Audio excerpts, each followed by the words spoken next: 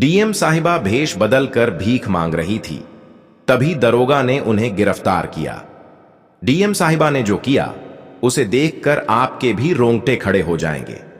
इस घटना की शुरुआत होती है बिहार के एक छोटे से गांव से, जहां पर रहने वाली सुनीता बचपन से ही पढ़ाई लिखाई के मामले में बहुत अच्छी थी। लेकिन उनके गांव में लड़कियों को ज्यादा नहीं पढ़ाया जाता था। सबका यही मानना था कि लड़कियों को चूल्हा चौका सिखाओ और जल्दी से जल्दी उनकी शादी करवा दो। सुनीता के माता पिता भी यही सोच रखते थे, जिस वजह से 7वीं तक सुनीता को स्कूल भेजने के बाद उन्होंने उसकी पढ़ाई बंद करवा दी। लेकिन सुनीता भी बहुत जिद्दी थी। उसने अपने माता पिता से जिद की और जैसे तैसे 12वीं तक की पढ़ाई पूरी की। लेकिन उसके बाद उसकी शादी के लिए लड़का ढूंढना शुरू कर दिया गया। सुनीता आगे और पढ़ना चाहती थी। उसका सपना एक डीएम ऑफिसर बनना था, लेकिन कोई भी उसके सपनों की वैल्यू नहीं समझ रहा था। उसके पिता का कहना था, हम तुम्हारी शादी ऐसी जगह कराएंगे कि तुम आगे भी पढ़ाई कर पाओगी, जिस वजह से उसने शादी करने के लिए हामी भर दी। तभी उसकी मुलाकात विनोद से हुई। विनोद एक बहुत अच्छे घर परिवार से था, जिनकी काफी जमीनें थीं और उनका ढाबा संचालन का बिजनेस था। सुनीता ने शादी करने के लिए एक शर्त रखी कि वह शादी के बाद भी पढ़ाई करना चाहती है और एक बड़ी ऑफिसर बनना चाहती है। विनोद ने भी सुनीता की शर्त मान ली और बहुत अच्छी तरह से दोनों का विवाह संपन्न हो गया। लेकिन शादी के बाद विनोद अपनी शर्त भूल गया और सुनीता भी घर के कामकाज में व्यस्त हो गई। लेकिन अंदर ही अंदर से उसे अपने सपने ललकार रहे थे। वह जिंदगी में सिर्फ चूल्हा चौका नहीं करना चाहती थी, कुछ बड़ा बनकर दिखाना चाहती थी। जिस वजह से उसने विनोद से कहा, मैं अब पढ़ना चाहती हूं, डीएम ऑफिसर बनना चाहती हूं। लेकिन विनोद अपनी बात से मुकर गया। जब भी वह पढ़ाई करने जाती, कोई काम आ जाता या उसके सास ससुर उसको पढ़ाई करने से रोक दिया करते थे और ताने मारते थे, जिस वजह से सुनीता बहुत परेशान हो चुकी थी। एक ओर सपनों की उड़ान थी और दूसरी ओर पति का सम्मान। दोनों में से किसी एक को चुनना था। धीरे धीरे इस वजह से दोनों के बीच बहुत ज्यादा लड़ाई झगड़े होने लगे। सुनीता समझ चुकी थी कि अगर जिंदगी में कुछ बड़ा करना है तो शादी के बंधन से छुटकारा पाना होगा। एक दिन रात्रि को वह बिना किसी को बताए चुपचाप अपना सामान बांधकर दिल्ली रवाना हो गई। सुबह जब विनोद ने देखा कि सुनीता घर छोड़कर भाग गई है, तो उसके पैरों तले जमीन खिसक गई। उसे ढूंढने का उसने बहुत प्रयास किया, लेकिन उसका कोई पता नहीं चल पाया। इधर सुनीता आजाद हो चुकी थी और अपने सपनों को पूरा करने के लिए जी जान से मेहनत कर रही थी। उसने डीएम ऑफिसर बनने के लिए दिल्ली के एक बहुत बड़े कोचिंग संस्थान में दाखिला लेना चाहा, लेकिन उसके पास पैसे नहीं थे। इसी बीच एक एनजीओ द्वारा अच्छी मार्कशीट पर उसे स्कॉलरशिप मिली और उसने रात दिन मेहनत करना शुरू कर दिया। सुनीता किसी भी हाल में यूपीएसएसएससी की परीक्षा पास करना चाहती थी, क्योंकि वह समाज, अपने गांव और अपने पति को यह बताना चाहती थी कि लड़कियां किसी से कम नहीं होती, वे केवल चूल्हा चौका के लिए नहीं बनी होती। लेकिन पहली बार में उसका यूपीएसएसएससी क्लियर नहीं हुआ, जिसके बाद उसके अंदर बहुत निराशा थी। दुनिया के लिए तो सुनीता मर चुकी थी, क्योंकि सबको ऐसा लग रहा था कि जरूर उसे कुछ हो गया है या ससुराल वालों ने उसे गायब कर दिया है। लेकिन इधर सुनीता अपने सपनों की लड़ाई लड़ रही थी। उसने एक बार फिर से यूपीएसएसएससी के लिए प्रयास किया। इस बार और ज्यादा मेहनत की, रात दिन एक कर दिया और इस साल आखिरकार उसका यूपीएसएसएससी में सिलेक्शन हो ही गया। उसने अपना इंटरव्यू भी बहुत अच्छी तरह से निकाला, क्योंकि उसने जिंदगी की लड़ाइयों से बहुत कुछ सीखा था। उसके अंदर वह सारे गुण थे जो डीएम के तौर पर होने चाहिए। इसलिए उसने इंटरव्यू पास कर लिया और उसकी नियुक्ति बिहार के क्षेत्र में हो गई। लेकिन जब सुनीता का यूपीएसएसएससी में सिलेक्शन हो गया, तो चारों ओर इसकी चर्चाएं होने लगीं। अखबार में भी उसके फोटो आ गए, जिससे गांव वालों को, उसके माता पिता को और उसके पति को इस पूरी सच्चाई के बारे में पता चल गया। वे सुनीता से मिलने आए, लेकिन सुनीता ने अपनी ड्यूटी को अपना फर्ज बताते हुए सभी के साथ जाने से इनकार कर दिया और उसके पास पावर थी, जिस वजह से कोई भी उसका विरोध भी नहीं कर पाया। विनोद भी अपना छोटा सा मुंह लेकर वहां से चला गया। अब सुनीता अपनी ड्यूटी बहुत ईमानदारी से और अच्छी तरह से कर रही थी। समय के साथ उसे बहुत कुछ सीखने को मिल रहा था। उसके पास एक बड़ी गाड़ी थी, ड्राइवर था, और अब सुनीता के पास सब कुछ था। एक दिन वह नल पर अपनी कार के अंदर बैठी हुई थी। तभी एक छोटा सा बच्चा उसकी कार के दरवाजे को खटखटाने लगा। जब उसने कार का शीशा नीचे किया तो देखा कि एक छोटा सा बच्चा उससे पैसे मांग रहा है। उसकी हालत बहुत खराब थी, उसके कपड़े बहुत फटे हुए थे और एक हाथ टूटा हुआ था। सुनीता को उसके ऊपर तरस आ गया कि आखिर उसके माता पिता कहाँ हैं। सुनीता, जो कि एक डीएम ऑफिसर थी, कार से बाहर उतरी और चारों ओर उसके माता पिता को ढूंढने लगी। लेकिन उस बच्चे का कहना था कि मैं अनाथ हूं और मैं इसी तरह से सिग्नल पर भीख मांगता हूं। मेरे कई और साथी हैं जो इधर उधर सिग्नल पर भीख मांगने का काम करते हैं। सुनीता ने उन सभी बच्चों को एक एक करके ढूंढा तो किसी का हाथ नहीं था, किसी का पांव नहीं था, किसी की हाथों की उंगलियां नहीं थीं और किसी बच्चे का पैर का अंगूठा तक कटा हुआ था। सुनीता को समझ नहीं आ रहा था कि आखिर यह सभी बच्चे इस जगह पर कहां से आए और इनके माता पिता कहां हैं। तब राजू नाम के एक बच्चे ने हिम्मत करके बताया कि हम सभी पहले ऐसे नहीं थे, हम एक अच्छे घर के बच्चे हैं, लेकिन एक समय पर हमारा जबरदस्ती अपहरण किया गया और हमें इस दलदल में फेंक दिया गया, जहां जानबूझकर बच्चों को परेशान किया जाता है, उनके हाथ पांव काटे जाते हैं ताकि उनसे भीख मंगवाई जा सके, उन्हें टॉर्चर किया जाता है, उन्हें अपाहिज किया जाता है।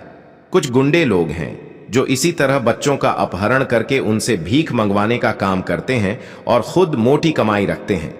हमें खाने के तौर पर रोजाना रूखी सूखी रोटी दी जाती है। उन्होंने हमें धमकी भी दी है कि अगर हम यह सच्चाई किसी को बताते हैं या कहीं पर भाग जाते हैं तो अगली बार वे हमें ढूंढकर जान से मार देंगे, इसलिए मजबूरी में हमें सिग्नल पर भीख मांगनी पड़ती है। यह सच्चाई सुनकर सुनीता के रोंगटे खड़े हो चुके थे। आज के इस दौर में इंसानियत इतनी ज्यादा गिर सकती है जहां छोटे बच्चों का अपने फायदे के लिए इतना बड़ा इस्तेमाल हो रहा था। यह वास्तव में बहुत हैरान करने वाली घटना थी। लेकिन सुनीता इस घटना के पीछे छुपे आरोपियों को सामने लाना चाहती थी, क्योंकि वह एक सच्ची डीएम ऑफिसर थी। वह किसी भी हालत में चुप नहीं बैठ सकती थी। इसलिए उसने एक ऐसी योजना बनाई जिसे सुनकर आपके भी पैरों तले जमीन खिसक जाएगी। सुनीता ने बचपन से ही बहुत गरीबी देखी थी। वह पढ़ना लिखना भी चाहती थी, लेकिन उसे आगे नहीं बढ़ने दिया गया। वह इन बच्चों में अपना ही बचपन देख रही थी। वह समझ रही थी कि इन्हें भी पढ़ने लिखने का अधिकार है। यह इस तरह से भीख मांग रहे हैं तो उनका भविष्य बर्बाद हो रहा है। इसके बाद सुनीता ने एक योजना बनाई जिसमें उसने एक पागल लड़की का भेष धारण किया। उसके कपड़े थोड़े बहुत फटे हुए थे, उसकी आवाज बहुत ज्यादा पागल जैसी बनाई थी और वह उसी ट्रैफिक सिग्नल पर भीख मांगने का काम कर रही थी। उसका उद्देश्य था उस गैंग के अंदर घुसना जो बच्चों से यह सब काम करवा रही थी। उसने अपनी सारी शान को साइड में रखकर बच्चों के हित की खातिर भीख मांगने जैसा काम किया।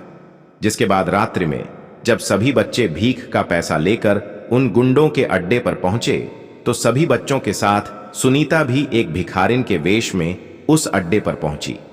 तभी गुंडों ने देखा कि यह तो कोई और लड़की है जिसकी उम्र भी ज्यादा है। आखिर तुम यहां कैसे आई? लेकिन सुनीता तो पागल बनने की एक्टिंग कर रही थी। तब उन गुंडों को लगा कि यह तो हमारे लिए और फायदे की दुकान है। पागल औरत को देखकर लोग ढेर सारा पैसा देंगे। तब उन गुंडों ने सुनीता को कुछ खाने को दिया और कहा कि अब तुम्हें रोजाना इन बच्चों के साथ ट्रैफिक सिग्नल पर जाना है और जितना भी पैसा सुबह शाम इकट्ठा होता है वह यहां लाकर जमा कराना है। तुम्हें सुबह शाम खाने को दिया जाएगा और सोने के लिए छत प्रदान की जाएगी। तभी सुनीता ने देखा कि रात्रि में कई और बच्चों को, जिनकी उम्र मात्र 8 से 10 वर्ष थी, अपहरण करके लाया गया था, जिनके कपड़े बहुत अच्छे थे और वह बच्चे बहुत अच्छे घराने के लग रहे थे। लेकिन जानबूझकर उन बच्चों को अपंग बनाया जाता था। उनके हाथ पैर तोड़े जाते थे ताकि लोग उन्हें ज्यादा से ज्यादा पैसे दे सकें। इस अत्याचार को सुनीता बर्दाश्त नहीं कर पा रही थी, लेकिन उन्हें उन सभी गुंडों के खिलाफ सबूत इकट्ठा करने थे। उसे एक स्टिंग ऑपरेशन करना था, जिसके लिए वह एक छोटा कैमरा लाई थी जो उसने अपने कपड़ों पर लगा लिया। जब सुबह हुई तो अपने कटे फटे कपड़ों पर सुनीता ने वही स्टिंग ऑपरेशन वाला कैमरा लगा लिया।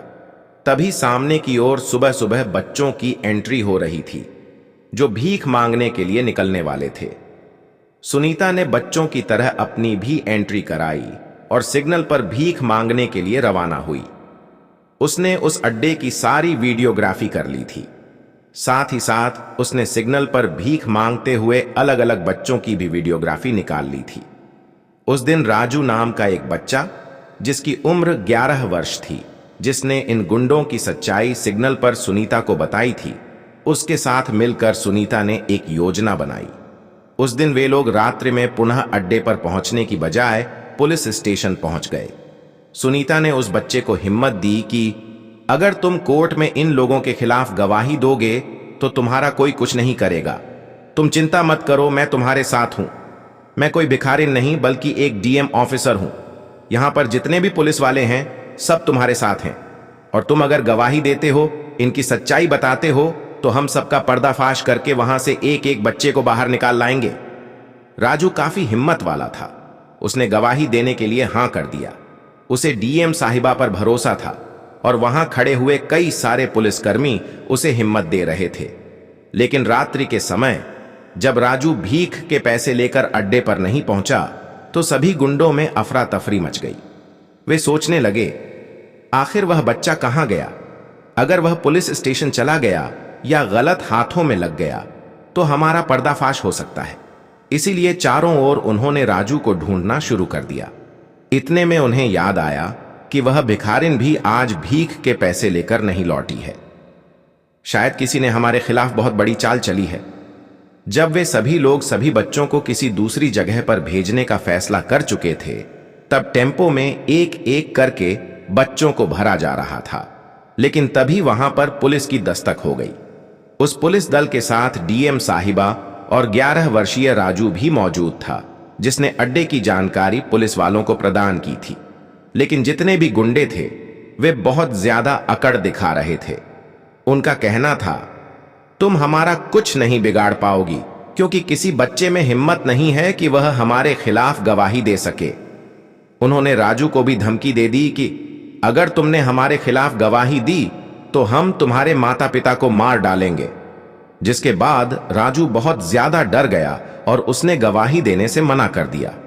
अब पुलिस के सामने एक बहुत बड़ी समस्या आ चुकी थी, क्योंकि वीडियोग्राफी में इतने ज्यादा सबूत मौजूद नहीं थे। राजू की गवाही ही इन गुंडों को हवालात के पीछे डाल सकती थी। उसे अपने माता पिता के लिए डर लग रहा था। लेकिन राजू की यह हिम्मत देखकर बाकी सब बच्चों की भी हिम्मत जाग चुकी थी। वे समझ गए थे कि अब समय है खुद के लिए लड़ने का, क्योंकि उनके साथ बहुत बुरा हुआ था। उनके हाथ पैरों को काट दिया गया था, उन्हें अपंग और अपाहिज बना दिया गया था।